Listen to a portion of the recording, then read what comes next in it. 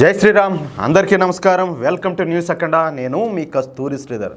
మిత్రులారా, నాగపూర్లో అల్లర్లు జరుగుతాయనే సంగతి మీకు అందరికి కూడా తెలిసిందే.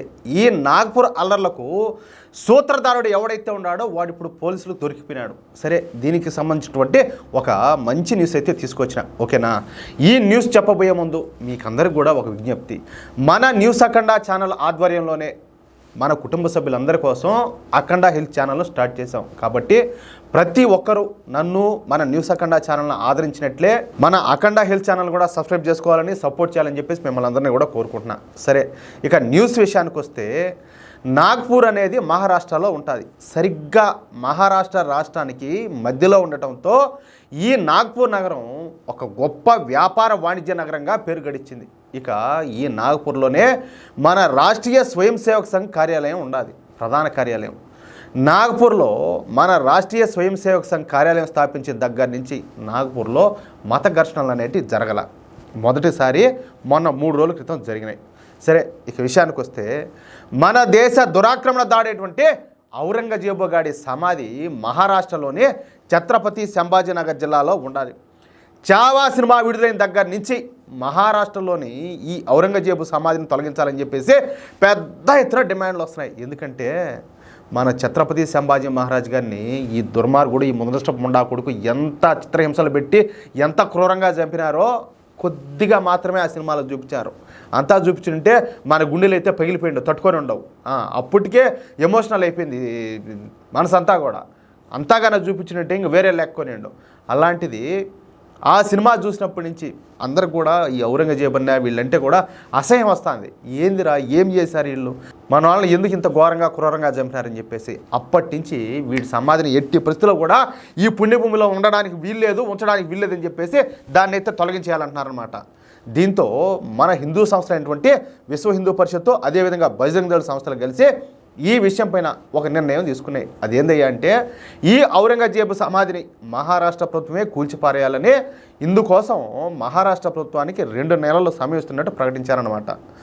ఈ సమయంలోపు మహారాష్ట్ర ప్రభుత్వం కనుక ఈ ఔరంగజేబు సమాధిని తొలగించకపోతే తామే ఈ ఔరంగజేబు సమాధిని కూల్చేస్తామని చెప్పేసి, అందుకోసం కరసేవ చేస్తామని చెప్పేసి ప్రకటించినాయి. ఈ విషయం పైన మహారాష్ట్ర ప్రభుత్వానికి మెమోరాండం కూడా ఇచ్చినాయి. ఈ క్రమంలోనే మొన్న నాగ్పూర్లో విశ్వ హిందూ పరిషత్తు, అదేవిధంగా బజరంగ్ దళ కార్యకర్తలు కలిసి శాంతియుతంగా ఒక భారీ ర్యాలీని అయితే నిర్వహించినారు. ఔరంగజేబు సమాధిని తొలగించడమే లక్ష్యంగా ఈ ర్యాలీ అయితే జరిగిందనమాట. ఈ ర్యాలీలో భాగంగా ఔరంగజేబు గాడి దిష్టి బొమ్మను దహనం చేశారు. అంటే వాడు మన హిందువులను అన్ని చిత్రహింసలు పెట్టి మన వాళ్ళ పొట్టన పెట్టుకొని మతం మార్చేదానికి అన్ని దారుణాలు చేసి అన్నీ చేశాడే, ఓడి దిష్టి బొమ్మ కాల్చేదానికి లేదా మనకు హక్క? ఓడి ఎవడియా అసలు? ఓడి సపోర్ట్ చేసి ఈ ముండా కొడుకులంతా ఎవరేడా? ఎవడినైంది దేశం ఇది? ఏమి డ్రామాలంతా కూడా సరేలే అని చెప్పి ఏదో సర్దుకొని పోతా పరమత సహనం పాటిస్తూ ఉంటే ఏంది ఈ కథలన్నీ? ఏంది వీళ్ళు? పాకిస్తాన్కి జిందాబాదులు కొడతారు, పాలస్తీనాకి జిందాబాదులు కొడతారు, సిరియాకు జిందాబాదులు కొడతారు, వాళ్ళందరికీ జిందాబాదులు కొడతారు. భారత్ మాతకి జై అని చెప్పి ఎంతమంది అంటారా? జనగణమన ఎంతమంది పాడుతున్నారా? వందే మాత్రం ఎంతమంది పాడుతున్నారా? కానీ వీళ్ళకి మాత్రం మన దేశాన్ని ప్రేమించడానికి మనసు రాదు. కానీ పక్కన వాళ్ళదైతే బాగా ఉంటుంది, చాలా స్వీట్గా ఉంటుంది. ఎంత కావాలంటే అంత స్వీట్గా ఉంటుంది. వీళ్ళకు సిగ్గన్నా ఉండాలిరా. అసలు ఇట్టటోళ్ళు దేశంలో ఉండడానికి అసలు అర్హులే కాదు. నాకు తెలిసి ఇట్టటోళ్ళని అయితే ఒకప్పుడు నడి బజార్లో నిలబెట్టి ఊరి తీసినిండు, లేకపోతే ఇంకొక పని చేసినిండు. ఏంది ఇదంతా కూడా? వీళ్ళు ఖచ్చితంగా దేశద్రోహులే. వీళ్ళ వల్ల ఈరోజు కాకపోయినా రేపైనా కూడా ఈ దేశానికే ప్రమాదము. మనం ఎంతసేపటికి ఈ పాకిస్తాను, బంగ్లాదేశ్, చైనానే చూస్తున్నాం. ఏడుండే సంతరంతా ఏం చేయాలా? ఈ సంతరంతా ఏం చేయాలంటాలే. వీళ్ళు మన దేశానికి శత్రువులు. ఒక పక్క పాకిస్తాన్లో రొట్టి గెత్తి లేక ఏడు చచ్చా ఉంటే వాళ్ళు బొచ్చి పట్టుకునే దేహేనే. వీళ్ళకి మాత్రం ఇక్కడ సకల సౌకర్యాలు పొందుతా ఒక పక్కన మన దేశం మీదనే, మన దేశంలో ఉన్నటువంటి మెజార్టీ అయినటువంటి హిందువుల మీదనే తిరగబడతారు. చూడండి ఇక్కడ ఎంత దారుణము, ఎంత దరిద్రం అంటే ఎవరైనా చెప్తారు ఈ మాట. తమ మత గ్రంథం అయినటువంటి ఖురాన్ను తగలబెట్టారని చెప్పేసి తమలో తామే అబద్ధ ప్రచారాలు చేసి పెద్ద ఎత్తున అల్లర్లకు పాల్పడినారు. అయితే ఈ మత ఘర్షణలు జరగడానికి, ముస్లిం యువకులను రెచ్చగొట్టడానికి కారణమైనటువంటి వాడు ఇప్పుడు దొరికిపోయినాడు. వాడి పేరు వచ్చేసి ఫాహిమ్ ఖాన్. ఏం పేరు రా స్వామి? ఈ పాపం ఖాన్ అని కనుక పెట్టుకుంటే ఇంకా బాగునిండు. వీడు చేసే పాపాలకు దానికి బాగా సరిపోయిండు. అయితే ఈ ఫాహిమ్ ఖాన్ వచ్చేసి బుర్కాలు అమ్మే వ్యాపారం చేస్తాడంట. ఆడవాళ్ళు బుర్కాలు వేసుకుంటారు చూడు, అది ఆ వ్యాపారం. వీళ్ళ నాయన అనబోతే సైకిల్ రిపేర్లు, సైకిల్ పంచర్లు వేస్తూ ఉంటాడంట. సరే, ఈ ఫాహిం ఖాన్కు చాలా చరిత్ర ఉండాలి. చేసేది బుర్కాల వ్యాపారమైనా కూడా ఈ Fahim Khan minorities Democrat party అనే ఒక పార్టీని కూడా స్థాపించాడు. ఇక మొన్న ఈ 2024 పార్లమెంట్ ఎన్నికల్లో ఈ ఫాహిం ఖాను నితిన్ గడ్కరీ ఉన్నారు కదా, ఎవరు మన సెంట్రల్ మినిస్టర్, ఆయన మీదనే పోటీ చేశాడుయా ఎంపీగా.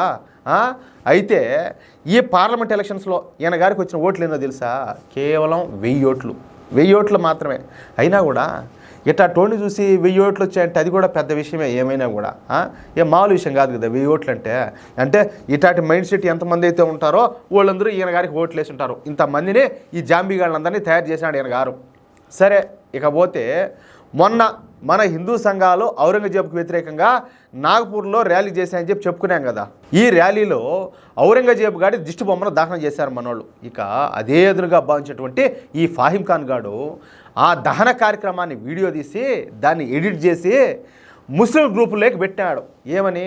అక్కడ హిందూ కార్యకర్తలు దహనం చేస్తానని వచ్చేసి ముస్లింల పవిత్ర గ్రంథం ఏంటంటే ఖురాన్ అని చెప్పేసి అందరినీ రెచ్చగొట్టాడు.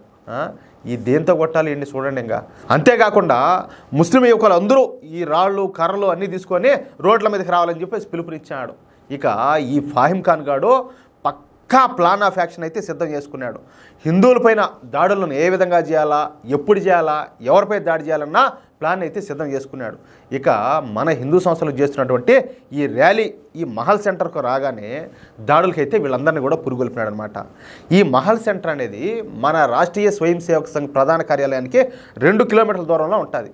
మొదట వీడి ప్లాన్ ఎట్టని తెలిసిన వింటే ఆశ్చర్యపోతారు. ఈ ఫాహిం ఖాన్ గాడు మొదట మన ఆర్ఎస్ఎస్ ప్రధాన కార్యాలయం పైన దాడి చేద్దామని చెప్పి చూసినాడంట. చేయాల్సిందిరా, చేస్తుంటే అప్పుడు బాగా అర్థమైపోయిండు. టైం వాడికే దగ్గర పడిపోయిండు. పూర్తిగా దరిద్రం అనేది ఈ దేశానికి పట్టింది, పూర్తిగా విరగడైపోయిండు. ఒకసారి చేయాల్సింది, చాలా బాగుండింది కదా. ఏమిలే అదేదో అంటారో భస్మాసురుడు నెత్తిని చేతులు పెట్టుకున్నాడని, ఆ విధంగా మీ పేడ మాకు దరిద్రం వదిలిపోయినట్టు వదిలిపోయిండు. ఒక్కసారిగా అంతా జరగాల్సిందంతా జరిగిపోయిండు. ఒకసారి ట్రై చేసి ఉండాల్సింది. ఏంది ఇదంతా స్వామి, ఏం దరిద్రం ఇదంతాను? హిందువులేమో ఇలా నెత్తిని పెట్టుకుంటారు పరమత సహనం అని చెప్పి అదని ఇదని, వీళ్ళేమో ఈ మాదిరి బాగా ఈ మాదిరి చేస్తూ ఉంటారు. ఇంకేం చెప్పి సావాలా? కానీ అక్కడ స్వయం సేవకులు ఉంటారని వాళ్ళు గనక తిరగబడితే వాళ్ళను తట్టుకోవడం కష్టమని భావించినటువంటి ఈ ఫాహిం ఖాన్ గాడు మహల్ సెంటర్ వద్ద ఈ మత ఘర్షణలకు ప్లాన్ చేశాడు. వీడు అనుకున్నట్టుగానే వీడి ప్లాన్ అయితే సక్సెస్ అయింది. అక్కడ పెద్ద ఎత్తున అల్లర్లు జరిగినాయి, అనేక వాహనాలు ధ్వంసం అయిపోయినాయి, అనేక హిందువుల షాపులను ధ్వంసం చేసి లూటీ చేసినారు. ఇక రంగంలోకి దిగినటువంటి మహారాష్ట్ర సిఐడి పోలీసులు అసలు ఈ అల్లర్లకు కారణం ఎవరని చెప్పేసి విచారిస్తే ఈ ఫాహిం ఖాన్ గాడి పేరు అయితే బయటకు వచ్చేసింది. వీడు పంపిన వీడియోలు, వీడు చేసినటువంటి నినాదాలు, వీడు ప్లాన్ ఆఫ్ యాక్షన్ మొత్తం కూడా బయటకు వచ్చేసింది. అంతే, ఇక వీడు బుర్కాలు అమ్మే షాప్ నుంచి కుక్కలు లాక్కొని వచ్చినట్టు లాక్కొనిచ్చే ఎరగదని తీసుకుపోయి అరెస్ట్ చేశారు.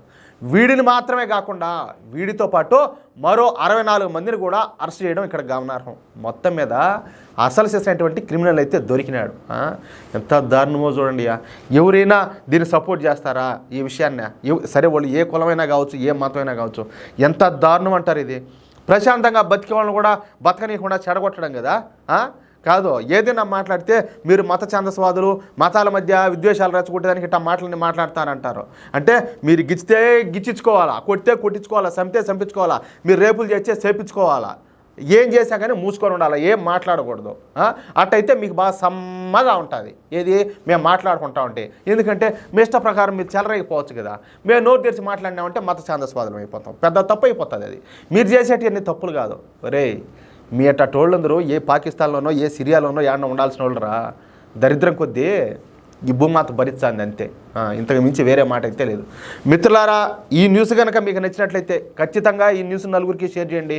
అదేవిధంగా ప్రతి ఒక్కరు కూడా మీ యొక్క అమూల్యమైన అభిప్రాయాలను ఖచ్చితంగా కామెంట్ చేయండి. అలాగే ఇంతవరకు మీరు కనుక మన ఛానల్ సబ్స్క్రైబ్ చేసుకున్నట్టయితే ప్రతి ఒక్కరు మన ఛానల్ సబ్స్క్రైబ్ చేసుకోండి, సపోర్ట్ చేయండి ప్లీజ్. జై శ్రీరామ్.